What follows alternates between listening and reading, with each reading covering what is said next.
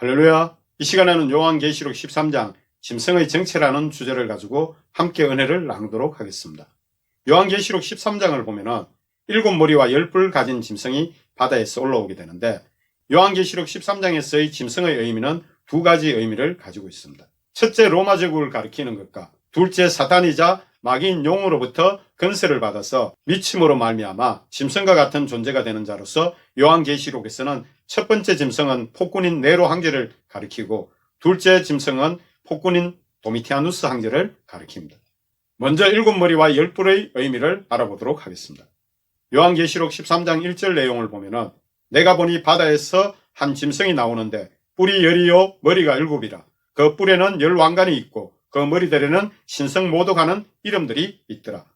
1절은 바다에서 한 짐승이 나오는데 이는 다니엘서의 넷째 짐승인 로마 제국을 의미합니다. 바다는 세상을 곧 땅을 의미하는 비유로서 하늘에서 난 마지막 나라인 예수 그리스도 나라가 아닌 요한계시록 기록 당시 대표적 세상 나라인 로마 제국을 가리킵니다. 이는 땅이 바다에서부터 생겨났기 때문인데 창세기 1장 9절부터 10절 내용에서 땅이 바다에서 나온 것에서 그 의미를 찾을 수 있습니다. 다니엘서 7장 7절을 보면은 내가 밤 한상 가운데에 그 다음에 본 넷째 짐승은 무섭고 놀라우며 또 매우 강하며 또 쇠로 된 큰 이가 있어서 먹고 부서뜨리고 그 나머지를 발로 밟았으며 이 짐승은 전에 모든 짐승과 다르고 또 10뿔이 있더라. 다니엘서의 큰 짐승 넷은 네 제국의 초대 왕을 가리킵니다. 이는 다니엘서 7장 17절에서 그 네 큰 짐승은 세상에 일어날 네 왕이라. 즉 이는 네 제국인 바벨론 제국의 느부갓네살 왕과 페르시아 제국의 고레스 왕과 헬라 제국의 알렉산더 왕과 로마 제국의 아우구스투스인 옥타비아누스 왕을 가리킵니다. 그리고 이는 요한계시록 12장 3절의 내용과 일치하는 내용입니다. 요한계시록 12장 3절 내용을 보면 하늘에 또 큰 이적이 있어 보이니 보라 한 큰 붉은 용이 있어 머리가 7이요 뿔이 10이라. 그 여러 머리에 7왕관이 있는데 이처럼 사도 요한의 환상에서 바다에서 한 짐승이 나오는데 뿔이 10이요 머리가 7이라고 한 이는 아우구스투스로 인하여 제국으로 발돋움하여 세상 나라를 주관하는 로마 제국으로서 짐승으로 비유된 그 나라에는 10뿔과 머리가 7이 있다고 전하고 있습니다. 뿔은 성경에서 건세를 나타내는데 다니엘서 7장 24절에서는 그 10뿔은 그 나라에 일어날 10왕이요 라고 해석하고 있습니다.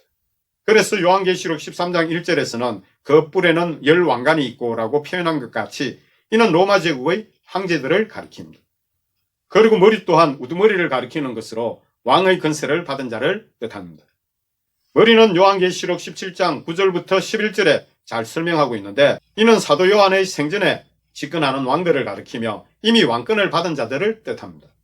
그리고 뿔에는 10왕관이 있고라고 한 10뿔은 앞으로 나타날 건세를 가리키는 것으로 요한계시록 17장 12절에서 천사가 그에 대해서 알려주고 있습니다.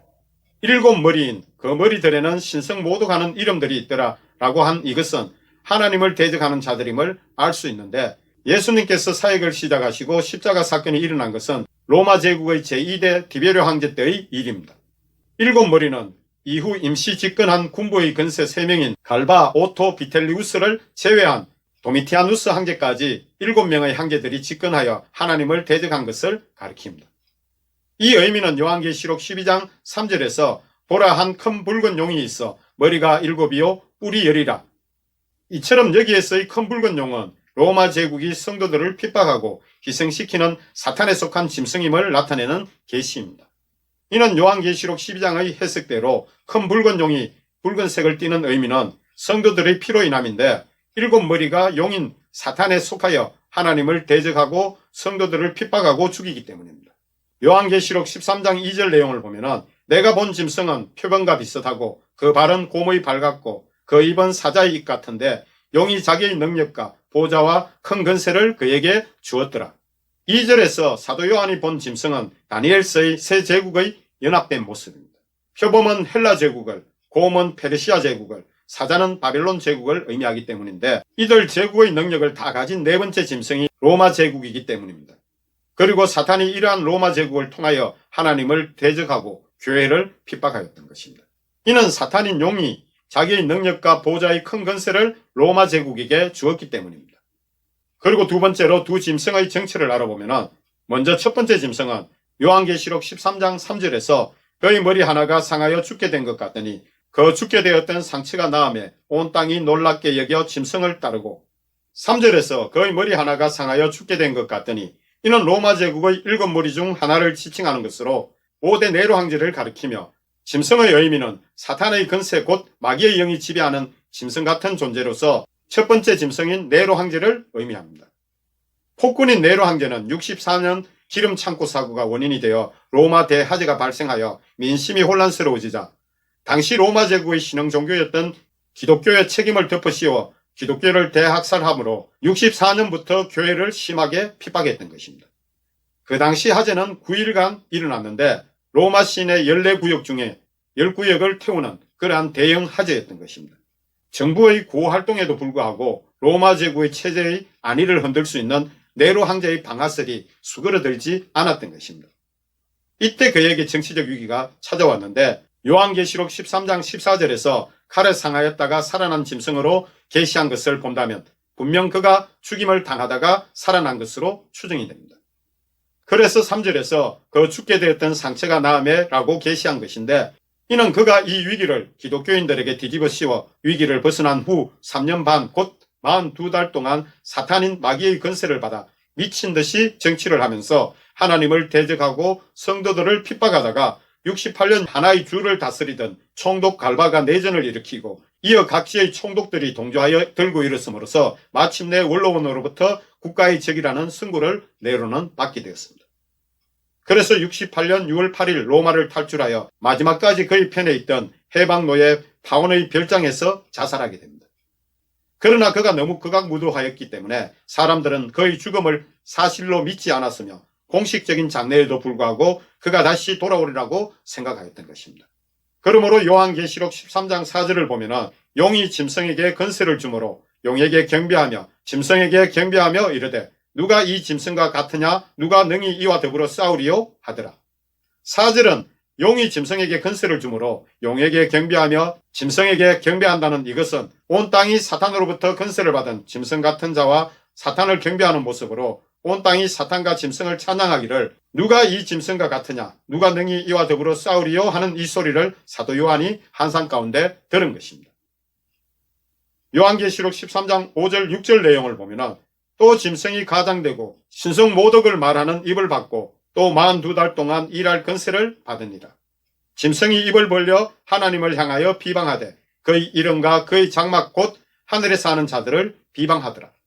5절은 짐승이 용으로부터 권세를 받았는데 이 용인 사탄이자 마귀는 거짓의 아비이므로 짐승 또한 거짓을 말하고 신성 모독하는 입을 받은 것을 본 것이며 그가 42달 동안 일할 권세를 받게 되는데 이는 첫 번째 짐승인 네로 황제가 3년 반을 사탄으로부터 권세를 받으므로 미쳐서 짐승과 같은 폭군이 되는 것을 의미하는 그러한 내용입니다.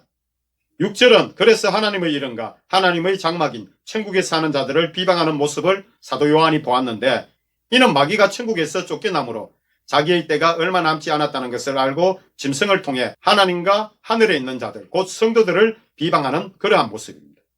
요한계시록 13장 7절 8절 내용을 보면 또 권세를 받아 성도들과 싸워 이기게 되고 각 족속과 백성과 방언과 나라를 다스리는 권세를 받으니 죽임을 당한 어린 양의 생명책에 창세 이후로 이름이 기록되지 못하고 이 땅에 사는 자들은 다 그 짐승에게 경배하리라.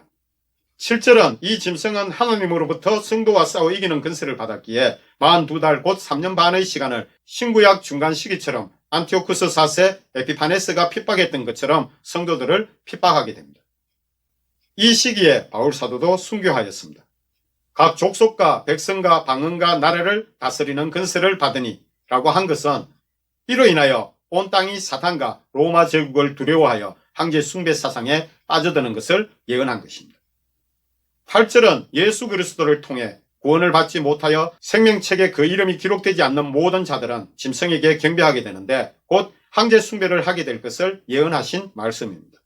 그리고 믿음을 지키는 자들에게는 순교하는 일들이 일어나게 됩니다. 요한계시록 13장 6절에서 8절의 내용은 요한계시록 11장 7절에서 9절 장면과 유사하게 계시된 것입니다.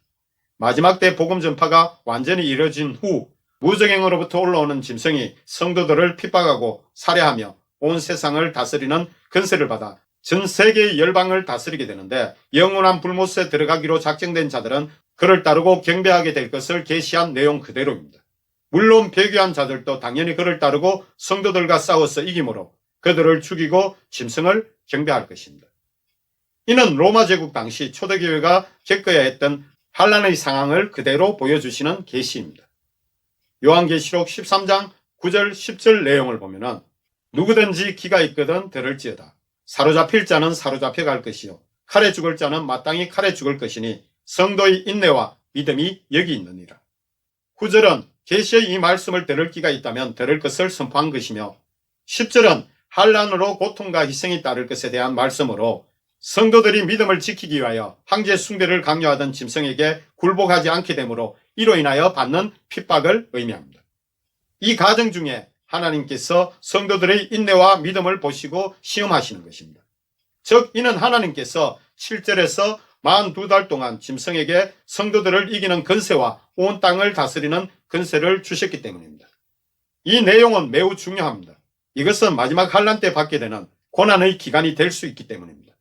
결국 믿음을 지키며 인내로 환란을 견디다가 순교하게 되나 반드시 이후엔 부활의 영광이 나타나게 됩니다. 이러한 네로 황제의 폭증에 대해 다니엘서는 첫 번째 짐승인 네로 황제의 죽음에 대해서 이렇게 계시하고 있습니다. 다니엘서 7장 9절부터 12절 내용입니다. 내가 보니 왕자가 놓이고 옛적부터 항상 계시니가 자정하셨는데 그의 옷은 희기가 눈 같고 그의 머리털은 깨끗한 양털 같고 그의 보좌는 불꽃이요 그의 바퀴는 타오르는 불이며 불이 강처럼 흘러 그의 앞에서 나오며 그를 섬기는 자는 천천히요 그 앞에서 모셔 선 자는 만만이며 심판을 베푸는데 책들이 펴 놓여 있더라.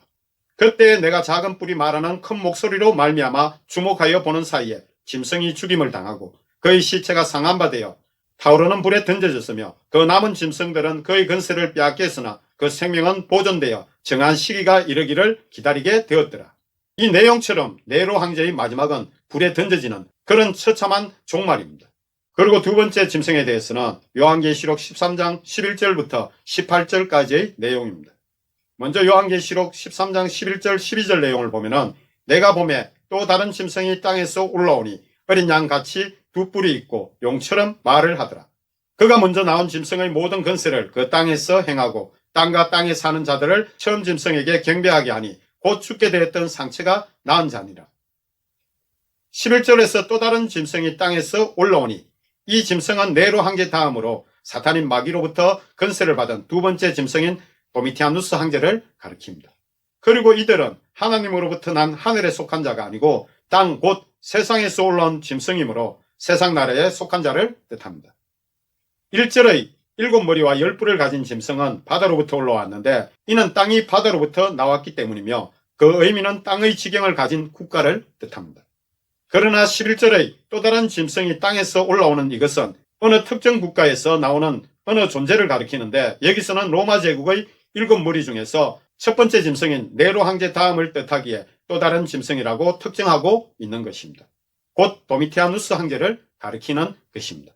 이는 다니엘서 7장 24절부터 26절에 잘 나타나 있는데 그 10뿔은 그 나라에서 일어날 10왕이요 그 후에 또 하나가 일어나리니 그는 먼저 있던 자들과 다르고 또 새 왕을 복종시킬 것이며 그가 장차 지극히 높으신 이를 말로 대적하며 또 지극히 높으신 이의 성도를 괴롭게 할 것이며 그가 또 때와 법을 고치고자 할 것이며 성도들은 그의 손에 붙임받아 한 때와 두 때와 반 때를 지내리라.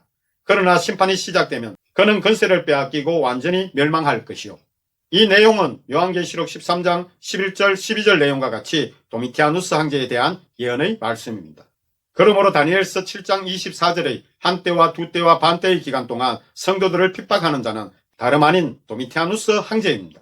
이는 사도 요한을 밤모섬에 유배 보낸 것을 포함하여 성도들을 박해한 그의 말년 때가 바로 네로 황제와 같이 폭군으로서의 행동과 하나님과 같은 신적 존재로서 섬김받기를 원했던 것입니다.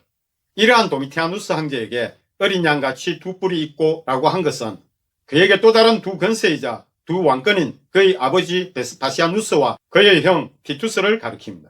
또 용처럼 말을 하더라고 한 것은 사도 요한이 환상 가운데 보니 그가 사탄이자 마귀인 용이 말하는 것처럼 말하는 것을 본 그대로 표현한 것인데 이는 사탄이자 마귀인 용에 속한 자이기에 그를 대언하는 것을 의미합니다.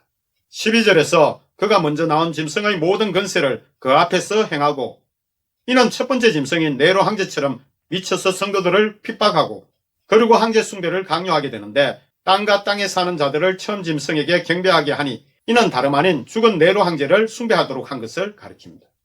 요한계시록 13장 13절에서 15절 내용을 보면은 큰 이적을 행하되 심지어 사람들 앞에서 불이 하늘로부터 땅에 내려오게 하고 짐승 앞에서 받은 바 이적을 행함으로 땅에 거하는 자들을 미혹하며 땅에 거하는 자들에게 이르기를 칼에 상하였다가 살아난 짐승을 위하여 우상을 만들라 하더라.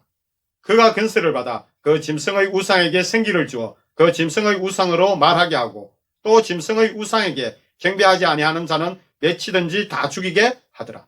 13절에서 14절의 이 사건은 네로 황제와 도미티아누스 황제를 신격화하고 우상을 만들기 위한 과정으로, 큰 이적은 실질적인 능력으로 하늘에서 불이 내려오게 한 것이 아니라 신격화를 위한 미혹의 목적으로 마술과 복화술 같은 하나의 연출로 이적을 나타낸 것이라고 볼 수 있는 것입니다. 이는 도미티아누스 황제가 거짓 선지자들을 활용했다 해도 엘리야와 싸운 우상의 거짓 선지자 850명도 하늘에서 불을 내리지 못했던 것입니다. 이를 통해 보면 이것은 미혹하기 위해서 연출한 것임을 알 수가 있습니다. 그리고 짐승 앞에서 받은 바 이적을 행함으로 땅에 거하는 자들을 미혹하며, 여기에서 알 수 있듯이 이 짐승은 네로 황제를 가리키는 것으로 그가 이적을 행하는 것에서 배운 것을 가리키는 것입니다. 그리고 그것으로 땅에 속한 자들을 미혹한 것을 의미하는데, 칼에 상하였다가 살아난 짐승을 위하여 우상을 만들라, 이는 첫 번째 짐승인 네로 황제의 우상을 만들라고 명령한 것입니다. 15절은 이 당시 시몬 마구스라는 자는 동상에게 생명을 준 사람으로 알려졌으며, 로마의 종교를 집행하는 제사장들은 마술을 행하고 입을 벌리지 않고 말하는 술법인 복화술을 사용하여 황제의 동상이 말하는 것처럼 속이고 사람들을 기만하고 권력자들과 야합하여 생활하였다고 사도행전 8장 9절에서 13절에 전하고 있습니다. 짐승의 우상에게 경배하지 않는 자는 몇이든 다 죽이게 하더라.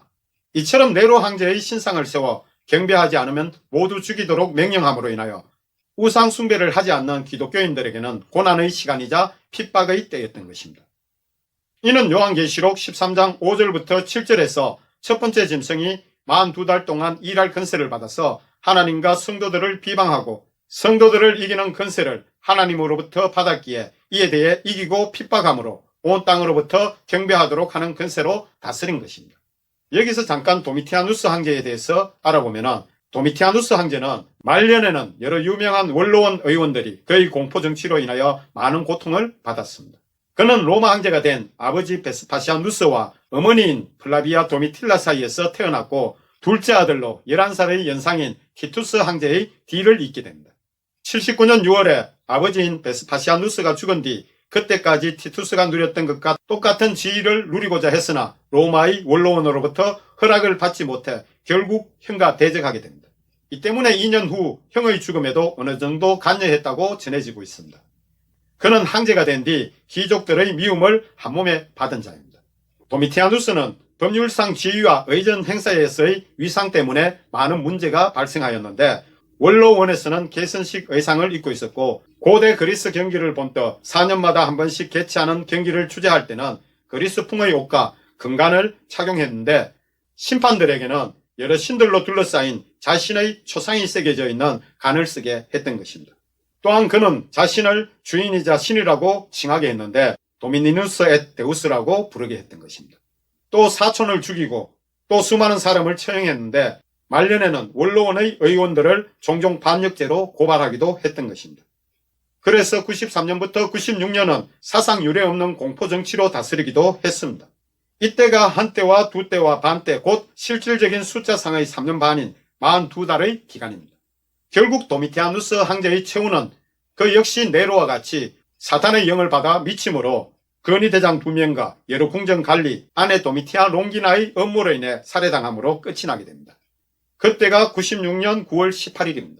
이처럼 교회를 덕심하게 박해했던 짐승 같은 폭군인 5대 네로 황제 때와 같이 도미티아누스 황제 때도 3년 반의 사상 유례 없는 공포정치로 성도들을 핍박하고 살해했던 시기였습니다. 요한계시록 13장 16절부터 18절 내용을 보면은 그가 모든 자, 곧 작은 자나 큰 자나 부자나 가난한 자나 자유인이나 종들에게 그 오른손에나 이마에 표를 받게 하고 누구든지 이 표를 가진 자 외에는 매매를 못하게 하니 이 표는 곧 짐승의 이름이나 그 이름의 수라. 지혜가 여기 있으니 총명한 자는 그 짐승의 수를 세워보라. 그것은 사람의 수니 그의 수는 666이니라. 16절은 15절에서 도미티아누스 황제가 짐승의 우상에게 경배하지 아니하는 자는 맺히든 다 죽이게 하더라 한 것 같이 이를 구별하기 위해서 오른손이나 이마에 표를 받게 하고 라고 한 것처럼 이 표를 통해 경제활동을 허락하게 한 것입니다. 그러므로 이때는 무조건 첫 번째 짐승의 우상에게 숭배하지 않으면 죽임을 당하거나 표를 못 받게 하므로 경제활동을 일체 금지시킨 것을 매매를 못하게 했으니라고 표현한 것이며 아마 이는 그리스도인들을 핍박하기 위해 관리들이 보는 앞에서 황제의 우상에게 경배할 때 비로소 매매의 표를 주었다고 볼 수 있습니다. 이러한 것은 다니엘서에서 느부갓네살이 두라지방에 금신상을 세워두고 경배하게 한 것과 똑같은 경우입니다. 표에 대한 헬라어는 카라그마로서 문서상의 공식적인 증거물로 남는 명각이나 뱀에 물린 상처, 황제의 날인 또는 주인이 소유권을 나타내기 위해서 짐승이나 노예에게 찍는 낙인 등을 가리킬 때 쓰는 단어입니다. 이러한 일은 당시 성도들에게 흔히 있는 일로서 성도들이 비방과 환난을 받을 뿐만 아니라 산업을 빼앗기기도 한 내용이 요한계시록 2장 9절과 히브리서 10장 34절에 잘 나타나 있습니다. 그리고 그 이름을 짐승의 이름이나 사람의 수라고 한 것은 헬라의 음에 따라 매겨진 숫자의 합을 의미합니다. 당시 짐승으로 지칭되는 인물은 성경의 기록처럼 네로 황제나 도미티아누스 황제입니다. 이 둘 중에 네로 황제인 것은 우상의 주인이 네로이기 때문에 그러한 것입니다. 요한계시록 13장 18절을 표준 세변적으로 보면은 여기에 지혜가 필요합니다. 시각이 있는 사람은 그 짐승을 상징하는 숫자를 세워보십시오. 그 수는 어떤 사람을 가리키는데 그 수는 666입니다. 히브리어 이름을 헬라어로 번역하고 헬라의 음에 따라 매겨진 숫자의 합의 수는 짐승의 수, 곧 사람의 수이며 그 이름의 수는 666이며 그는 바로 첫 번째 짐승인 네로 황제를 뜻합니다. 이와 반대로 예수 그리스도를 믿는 자들은 이마에 예수 그리스도의 이름의 표 혹은 성령으로 인치심의 표가 있는 것입니다. 요한계시록 22장 3절 4절 내용을 보면은 다시 저주가 없으며 하나님과 그 어린 양의 보좌가 그 가운데 있으리니 그의 종들이 그를 섬기며 그의 얼굴을 볼 터이요 그의 이름도 그들의 이마에 있으리라. 끝으로 666에 대한 의미를 잠시 살펴보면 666은 문자 그대로 사람의 이름에 대한 음가입니다. 사람의 이름을 숫자로 표기하는 방식을 게마테리아라고 부르는데 이름에 있는 철자에 값을 대하여 표기하는 헬라식 방식입니다. 헬라인 그리스나 로마의 연인들은 게마테리아를 사용해 대인관계를 표시하기도 했습니다. 이는 주 79년에 멸망한 폼페이의 성벽에 나는 545라는 이름의 여자를 사랑한다라는 문구가 적혀 있기도 한데 이는 사람의 이름을 숫자인 음가로 표현한 것입니다. 네로의 헬라어 표기에 따라 음가를 더하면 1005가 됩니다. 그러나 네로 황제를 히브리어로 음력해서 그 값을 더하면 666이 됩니다. 참고로 예수의 음가는 887이며 그리스도의 음가는 1480입니다. 이는 초창기 성경사본에서는 짐승인 네로 황제의 철자값을 666 대신 616으로 표기한 곳도 있습니다. 그것은 헬라어로 네로 황제의 이름을 표기할 때 필요한 마지막 n을 히브리어로 음력할 때 포함하지 않았기 때문이라고 합니다. 그러므로 결론적으로 요한계시록 13장의 두 짐승 중 하나의 의미는 로마 제국을 의미하며 다른 의미의 하나는 짐승과 같은 폭군 황제를 뜻하는 것을 알 수가 있습니다. 이로써 요한계시록 13장 내용을 모두 마치겠습니다. 할렐루야.